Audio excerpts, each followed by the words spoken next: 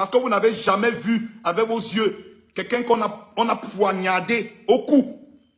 Il est décédé parce qu'on l'a poignardé au cou. La quantité de sang qui jaillit. Quand j'entends que le père là voulait encore casser la porte pour tuer les autres enfants qui étaient dans la maison. La quantité de sang qui jaillit. Vous n'avez jamais vu ça. Vous ne pouvez même pas, même le film d'horreur ne peut pas interpréter ça. On parle seulement, vous ne pouvez pas imaginer la sauvagerie, l'atrocité de l'acte. Vous n'imaginez pas l'atrocité de cet acte. La sauvagerie. Vous n'imaginez pas. On te parle d'un type qui prend un couteau de presque 1 mètre. Il poignarde un enfant de 6 ans 2 fois. Pendant que les autres coups se cachaient, il part encore pour casser la porte et tuer les 2 autres. Vous êtes là sur Internet, vous réclamez justice. Moi, je réclame sa mort. Ce que moi, c'est mon avis, moi, je réclame sa mort. Vous réclamez sa justice, moi, je ne réclame pas la justice. Insultez-moi, jugez-moi, mais moi, je réclame sa mort. Vous ne pouvez pas savoir comment l'enfant là, quand on te poignarde, tu ne meurs pas sur le coup. Ce n'est pas les films chinois. Dans la réalité, quand on te poignarde, tu souffres avant de mourir. Tu souffres avant de mourir. Tu agonises. Le petit de 6 ans a agonisé au sol avant de mourir. Ce que vous ne savez pas. Ce que vous ne savez pas, c'est que le petit de 6 ans, il a agonisé au sol avant de mourir. Et pendant qu'il agonisait, ce monsieur cherchait à assassiner les 2 autres qui étaient dans la maison. Vous demandez la justice. La justice pourquoi? Quelle sorte de justice?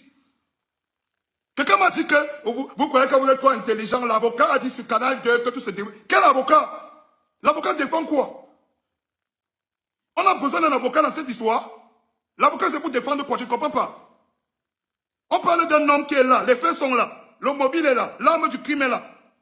Le coupable est là. Les témoins sont là.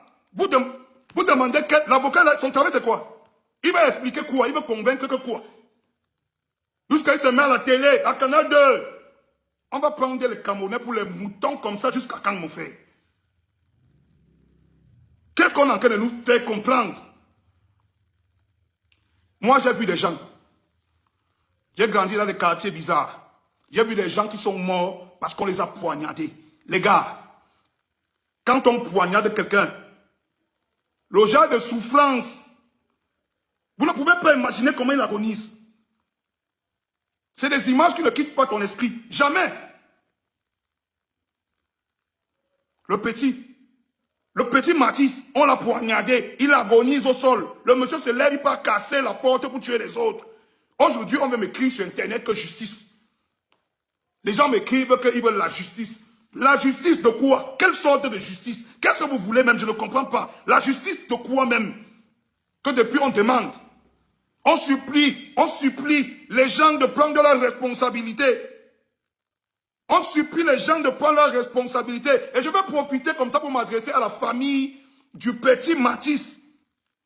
Si vous avez vendu l'enfant là, dites aux gens, les Camerounais ne parlent plus.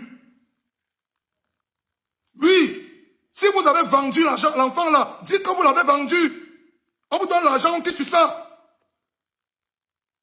Les Camerounais bavardent depuis 2 semaines. Ça fait presque 1 mois que les Camerounais bavardent. On supplie la justice.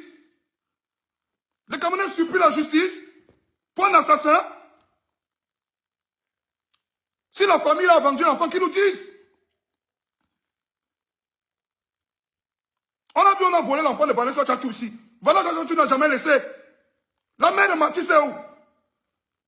Le père de Matisse est où? Les frères de Matisse sont où?